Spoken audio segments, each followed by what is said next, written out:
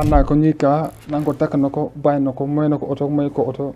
pendant ce temps nag suñu dëkkandoo yi ñoom da ngay reyante ndax seen intérêt bopp képp. 1er avril dernier, un drone de fabrication turque de type Akinji est abattu en territoire malien, à une dizaine de kilomètres de la frontière algérienne. Armée Algérie éliminé na drone armée Mali loolay coow li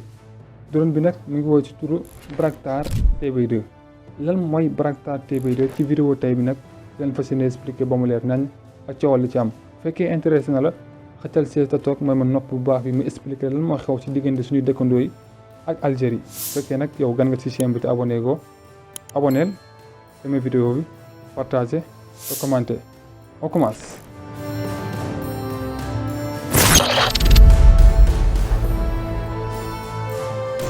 Bayraktar TB2 nag moo indi coow li am ci diggante Algérie ak ki nga xamante ne si mooy Mali jamono ji may wax ak yow armée bu Algérie dafa éliminé drone boobu drone bi nag la moo nekkoon liggéeyam foofee ca Mali da koo jëndee woon lu tolloog 30 millions de dollars foofee ca Turquie ngir lan mu sàmmal ko li nga xamante ne mooy trottoir am boobee ca côté nord ba ci dëkkam ngir lan lépp loo xamante ne attaque terroriste bu fa am rek drone bi daal di lijjanti ña fa ne léegi nag drone bi nag dafa jege woon trop li nga xamante ne mooy trottoiru Algérie mu nekkoon nag benn menace léegi dañuy ñëw taxaw ci li nga xamante mooy drone bi moom wax dëgg yàlla jar naa tiit kum tiim sa dëkk nga bàyyi ko xel mu nekk drone boo xamante ne si turc ñoo ko defar mu nekk drone bu puissant drone boo xamante ne si mën na naaw lu toll ak 7000 mètres daal di nekk ci air bi tamit lu toll ak 27 heures maanaam 24 heures 3 heures de temps yoo xamante ne si mën na koo nekk ci kaw air bi mu nekk drone boo xamante ne si même arme ukrainienne sax moom la ñuy utiliser ngir ñi nga xamante ne si mooy contrôler russe et même aussi sax ki nga xamante ne si mooy Libye conflit bi fa amoon tamit jéye bi fa amoon drone bii la gars yi utilisé woon def ko seen ravage kon xam ngeen ni drone boobu dëkk bu mu mënta tiim dañ koy bàyyi xel bu baax a baax léegi nag avant coolu di yegg si fii nee nañ am nañ ay avertissement yoo xamante ne si Algérie joxe na ko mu joxe ay date tamit yu précis 3 dates la joxe 3e bi moo nekk élimination bi première date ba mu joxe mooy que ni nee na le 27 août 2024 njëkk naa avertir ki nga xamante ne si mooy Mali ni ko sa drone bi jege na ma trop deuxième fois muy le 29 décembre 2024 bi Mali aussi jotaan na benn avertissement bu jógee ci Algérie ni ko sa drone bi jege na ma lool troisième fois bi nag dañ ko éliminer maanaam dañoo neutraliser li nga xam ne mooy drone bi ci kañ le 31 mars jàpp 1er avril 2025 bi muy jour li nga xamante ne si mooy Korité léegi nag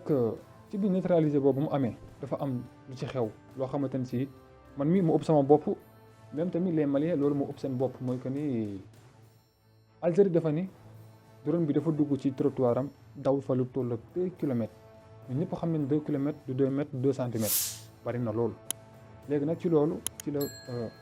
armée Algérie daal di neutraliser li nga xamante ne mooy drone bi mais bu ñu ko neutraliser ngeen yaakaar ne fa la drone bi wàcc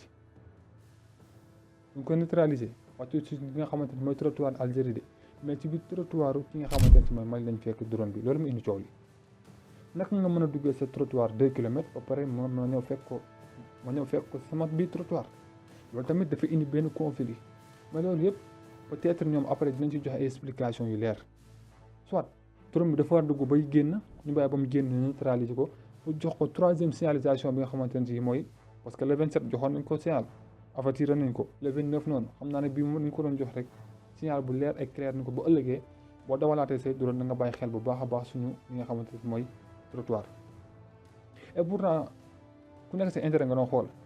parce que li fa am wax dëgg yàlla même bu nekkoon sax beneen dëkk bu mënti doon noonu nga mën a réagir ci drone bi parce que drone bi mënuñoo am benn moyen de communication boo xamante ne si ba mu duggee ci biir trottoir Algérie mën nañoo waxtaan ak moom pour mu mën a génnaat trottoir bi nekk avion de recherche wala mu nekk avion de terre yoo xamante ne si pour guerre la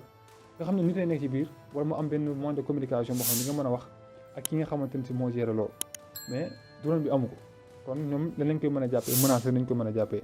donc ko fekkee diggante dëkk ak dëkk la wax dëgg yàlla loolu bu fekkee dafa am lenn loo xamante ne si dafa dugg tiim dëkk ba te amul autorisation loolu dañ koy jàppee comme agression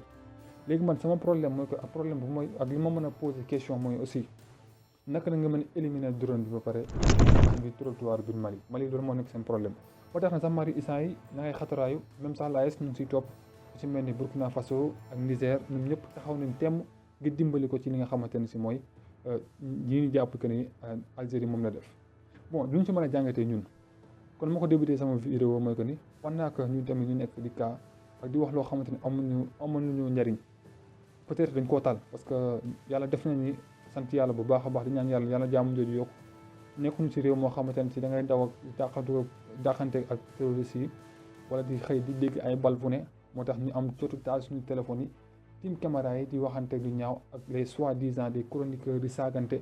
ak di saaga gouvernement bi fi nekk loolu yëpp dama jàpp que ni bu fekkoon ni nekk nañ ci pays boo xamante ne si yàlla tere foo tollu dégg bal yi naan bëm ñu tal leneen lu dul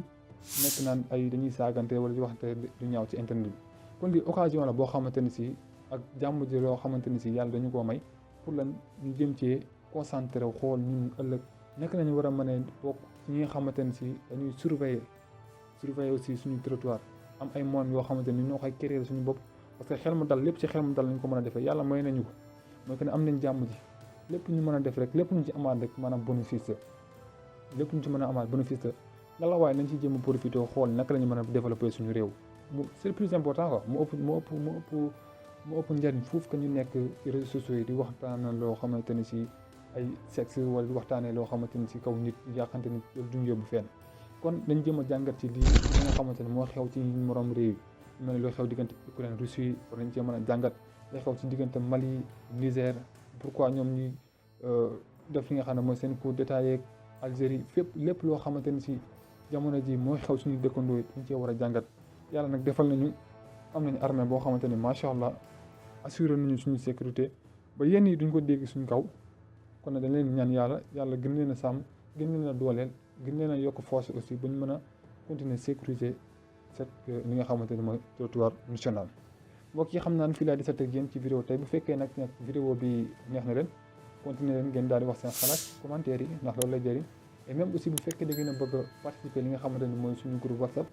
nañ ngeen cliquer ci premier lien bu nekk ci description vidéo bi ba leen ko bësee rek automatiquement di leen yóbbu li nga xam ne mooy seen WhatsApp ngeen daan joxe seen xalaat te aussi di leen jox tamit dig daje ci beneen vidéo jaa ngeen jëf.